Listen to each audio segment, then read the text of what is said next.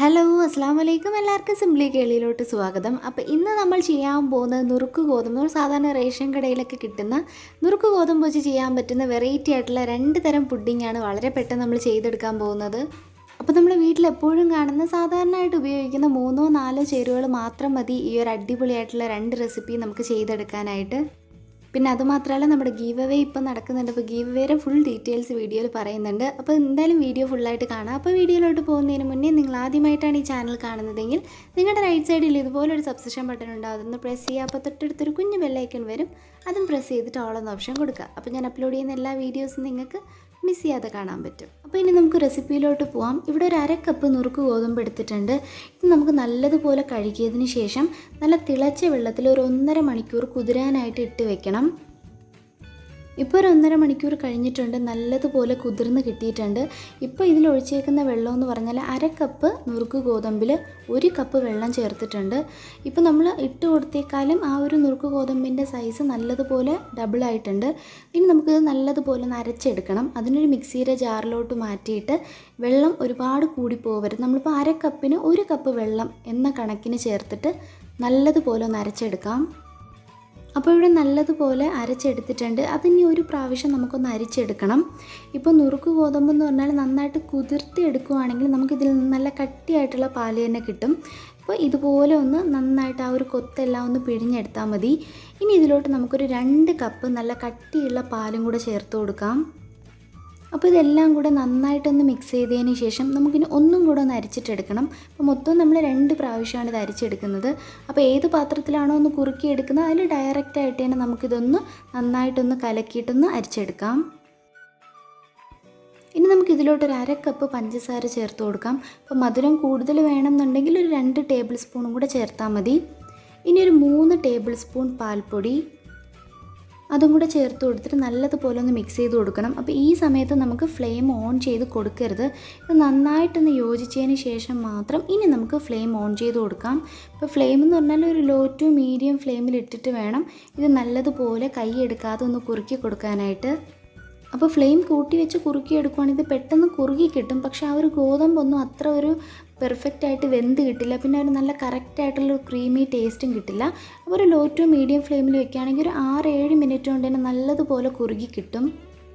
അപ്പോൾ ഇതുപോലെ നല്ലതുപോലെ ഒന്ന് കുറുകി തിള വന്ന് തുടങ്ങുമ്പോൾ നമുക്കിനി ഫ്ലെയിം ഓഫ് ചെയ്യാം. പിന്നെ ഒരുപാടൊന്ന് കുറുക്കി എടുക്കേണ്ട ആവശ്യമില്ല.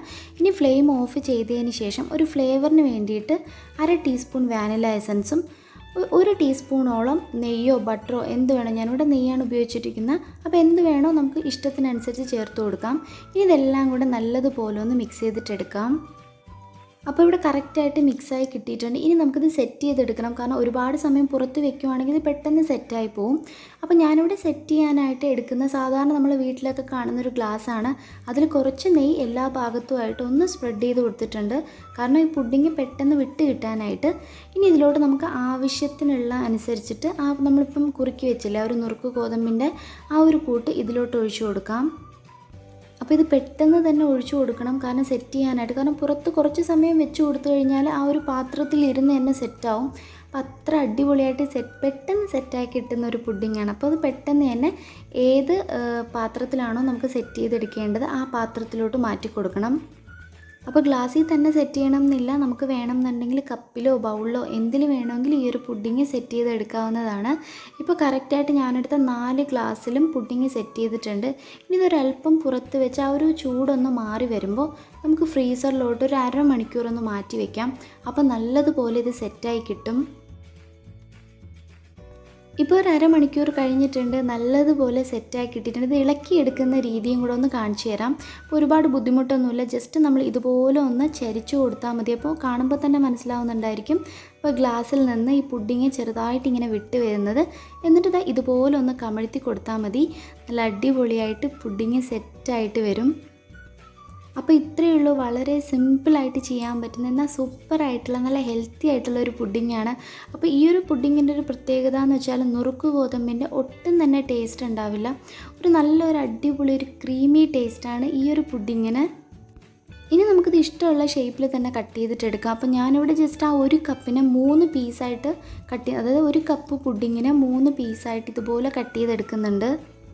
അപ്പോൾ കാണുമ്പോൾ തന്നെ മനസ്സിലാവുമല്ലേ നല്ല എന്ത് സോഫ്റ്റായിട്ടാണ് ഈ ഒരു പുഡിങ് ഇരിക്കുന്നതെന്ന്. സാധാരണയായിട്ട് ഈ ഒരു ഗോതമ്പ് വെച്ചിട്ടൊക്കെ പുഡിങ് ചെയ്യുമ്പോൾ ചെറിയൊരു കളർ ഡിഫറൻസ് എങ്കിലും ഉണ്ടാവും. ഒരു ചെറിയ ഇത്രയും ഒരു പ്യുവർ വൈറ്റ് കിട്ടില്ല. ഇത് നല്ല അടിപൊളിയായിട്ടുള്ള വൈറ്റ് ആയിട്ടുള്ളൊരു പുഡിങ്ങാണ്. അപ്പോൾ ഈ ഒരു പുഡിങ്ങിന് കുറച്ചും കൂടി ഒരു ഭംഗി കൂട്ടാനായിട്ട് ഞാൻ കുറച്ച് ഡെസിക്കേറ്റഡ് കോക്കനട്ട് നമ്മൾ വീട്ടിൽ തന്നെ ചെയ്തതാണ്, അത് വെച്ച് ഇതുപോലെ ഒന്ന് ഫുള്ളായിട്ടൊന്ന് കോട്ട് ചെയ്തെടുക്കുന്നുണ്ട്. അപ്പോൾ ഇത് വേണമെന്നുണ്ടെങ്കിൽ മാത്രം ചെയ്താൽ മതി. ഞാൻ വീഡിയോ എടുക്കുന്നത് കൊണ്ട് ഇങ്ങനെ ഒന്ന് ഫുള്ളായിട്ട് കവർ ചെയ്തെടുക്കുന്നു എന്നേ ഉള്ളൂ.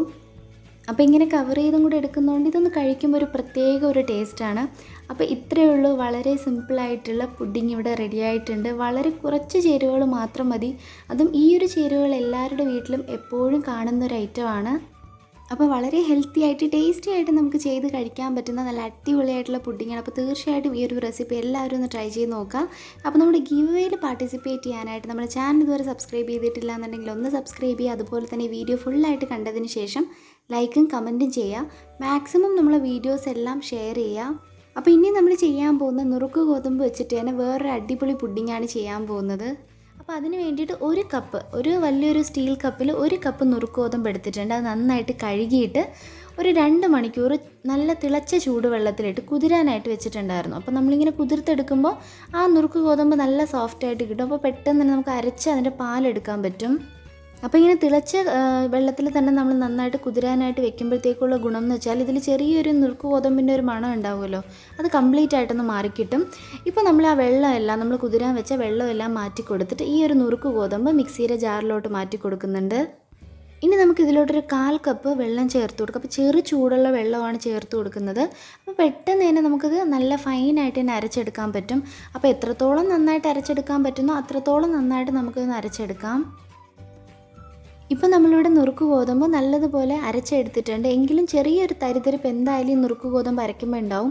അത് നമുക്കൊന്ന് അരിച്ചെടുക്കാം. അപ്പം ചെറിയൊരു തരിതരിപ്പ് ഈ ഒരു പ്രാവശ്യം അരിക്കുമ്പോൾ തന്നെ മാറി കിട്ടും.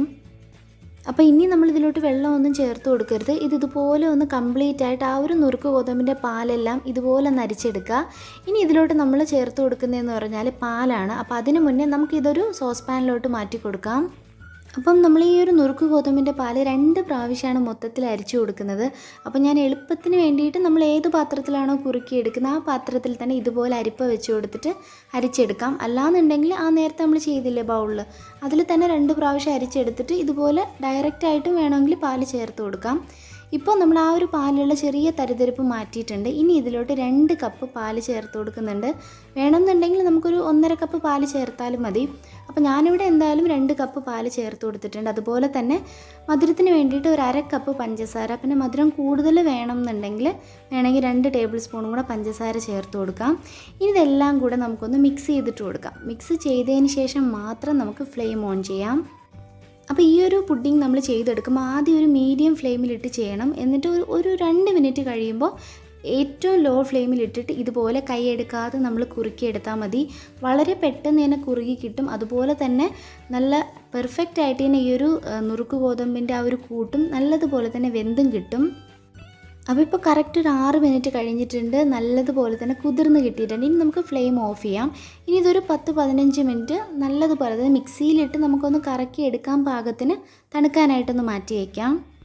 അപ്പോൾ ഇപ്പോൾ നമ്മളിവിടെ നുറുക്ക് ഗോതമ്പ് നല്ലതുപോലെ തണുത്തിട്ടുണ്ട്. അതുപോലെ തന്നെ ഒന്ന് തിക്കായിട്ടുണ്ട്. നമ്മൾ നേരത്തെ വെച്ചതിനേക്കാളും ഒന്ന് തിക്കായിട്ടുണ്ട്. ഇനി നമുക്കൊരു മിക്സിയുടെ ജാറിലോട്ട് മാറ്റി കൊടുക്കാം. ഇനി ഇതിൽ കുറച്ച് ചേരുവകളും കൂടെ ചേർത്ത് കൊടുക്കണം. അതായത് 2 ടേബിൾ സ്പൂൺ പാൽപ്പൊടി, അതുപോലെ തന്നെ മെയിനായിട്ടുള്ള ഒരു ഐറ്റം ഉണ്ട്. അതായത് നമ്മുടെ ഈ ഒരു പുഡിങ്ങിന് നല്ല സൂപ്പറായിട്ടുള്ള കളർ തരുന്ന ഒരു നാച്ചുറൽ ആയിട്ടുള്ള ഒരു ഐറ്റമാണ് ബീട്രൂട്ടാണ്. ഇത് നല്ലതുപോലെ ഞാൻ വേവിച്ചെടുത്തിട്ടുണ്ട്. വേണമെങ്കിൽ നമുക്ക് പച്ചയ്ക്കും ചേർക്കാം, അപ്പോൾ നല്ല കളർ കിട്ടും. അപ്പോൾ ഞാനിത് ആ ഒരു ബീട്രൂട്ടിൻ്റെ ടേസ്റ്റ് കംപ്ലീറ്റ് മാറാനായിട്ട് ബീട്രൂട്ട് ഒന്ന് വേവിച്ച് ഒരു ചെറിയൊരു പീസ് എടുത്തിട്ടുണ്ട്. അതുപോലെ തന്നെ ഒരു ഫ്ലേവറിന് വേണ്ടിയിട്ട് ഒരു 1/2 ടീസ്പൂൺ വാനില എസൻസും കൂടെ ചേർക്കുന്നുണ്ട്. അതൊക്കെ ഓപ്ഷനിലാണ്, വേണമെന്നുണ്ടെങ്കിൽ മാത്രം ചേർത്ത് കൊടുത്താൽ മതി. ഇനി നമുക്ക് നല്ലതുപോലെ ഒന്ന് അരച്ചെടുക്കാം.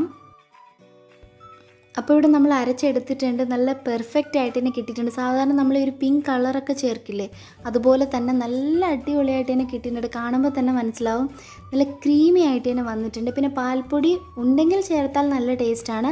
അപ്പോൾ ഇല്ലാന്നുണ്ടെങ്കിലും ചേർത്തില്ലെങ്കിലും കുഴപ്പമൊന്നുമില്ല. അപ്പോൾ ഒട്ടും തന്നെ തരിതരിപ്പില്ലാതെ ഇതുപോലെ അടിച്ചെടുക്കണം. പിന്നെ അടിച്ചെടുക്കുമ്പോൾ ഒട്ടും തന്നെ പാലോ വെള്ളമോ ഒന്നും ചേർക്കരുത്. ഇനി നമുക്ക് ഏത് പാത്രത്തിലാണോ അല്ലെങ്കിൽ കപ്പിലാണോ സെറ്റ് ചെയ്തെടുക്കേണ്ടത് അതിലോട്ട് മാറ്റി കൊടുക്കാം. അപ്പോൾ ഞാനിവിടെ ഈ ഒരു പുഡിംഗ് സെറ്റ് ചെയ്തെടുക്കുന്ന ഗ്ലാസ്സിലാണ്. അപ്പോൾ അതുകൊണ്ട് ഗ്ലാസ്സിൽ മാറ്റിയിട്ടുണ്ട്. അപ്പോൾ നമുക്ക് വേണമെങ്കിൽ ബൗളിൽ വേണമെങ്കിലും സെറ്റ് ചെയ്തെടുക്കാം. അപ്പോൾ ഇപ്പോൾ ഏകദേശം ഒരു 4 ഗ്ലാസ് നമുക്ക് കിട്ടിയിട്ടുണ്ട്.